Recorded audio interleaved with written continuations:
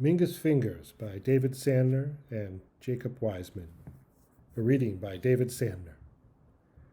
The scene is a 1960s-era San Francisco jazz club. The main character is a local jazz musician.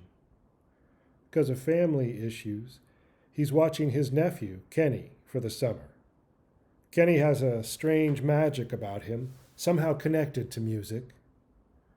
This night, the main character and his nephew meet Charles Mingus, who has a strange magic all his own. The Nighthawk was a dump. It was old, dank, and smelled of beer and cigarettes. The tables were tiny and surrounded by too many chairs. It was a wonder that the patrons could find room to fit their drinks on the tables. But somehow the summer fog that washed through San Francisco every night muted all the dirt and grime until all that was left was the music. I loved the place. I sat on stage waiting to play, trumpet lowered but still pressed to my lips.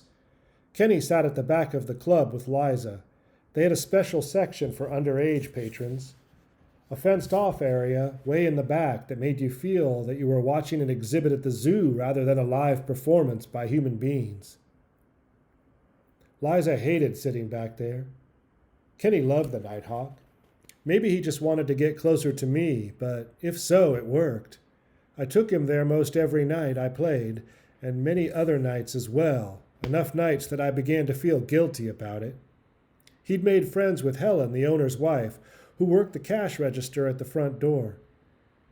She'd let Kenny eat or drink anything he wanted and wouldn't charge us a thing. And watching Kenny happy, bobbing his head along with the music, slapping the beat on a tabletop, was a relief from the Kenny I had to live with the rest of the time.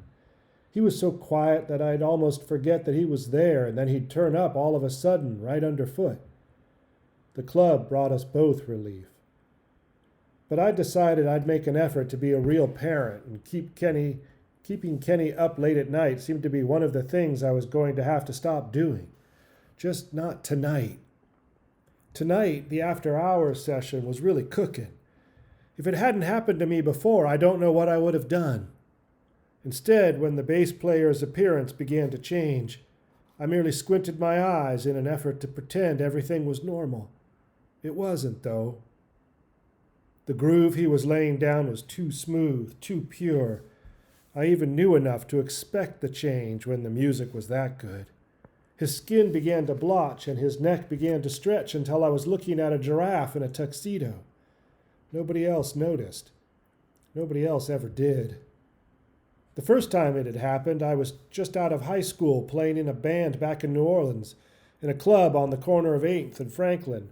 Two other bands were waiting to play and were about to move us off when our Creole piano player, Isadora Washington, began banging on the keys. It was a sound of jubilation, unlike anything I'd ever heard. When I looked up at him, he wore a sickly smile and looked for all the world like a hyena. We played the rest of the evening. Nobody was going to move us off that night. Only a few months ago, a local group, the Dave Brubeck Trio, had made a name for themselves at the Nighthawk, recorded a couple of albums, and moved on. Now there was a new group fronting the club. Red Norvo, the xylophone player who had made some recordings with Benny Goodman, had his own trio featuring Tal Farlow on guitar and Charles Mingus, the giraffe, on bass. I had heard about him, but none of it did him justice. Norvo and Farlow were fine players, but Mingus was fascinating, his deft, long hands gliding effortlessly across the strings. His eyes would scrunch tightly, and his face would twist into a grimace as if he was frustrated that he couldn't shut out the world and just be left alone to play his music without the benefit of an audience or backing musicians.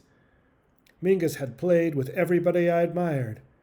Louis Armstrong, Dinah Washington, Lionel Hampton, and Duke Ellington, staying only long enough for a cup of coffee with each one before moving on.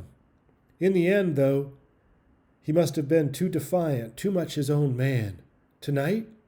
Well, tonight was something special. He'd surpassed himself and altered himself in a way I didn't quite understand. What would it feel like, I wondered, to play at that level? When I'd fought Bratton, he'd had something of that intensity too, but he hadn't changed. If he had, he probably would have killed me. Only the music brought the change. Mingus, the giraffe, opened his eyes. He looked out at the club, then straight at me. I realized I hadn't played a note yet. I had been mesmerized by his playing. I thought he was going to yell at me about it, but he just nodded toward the back of the club.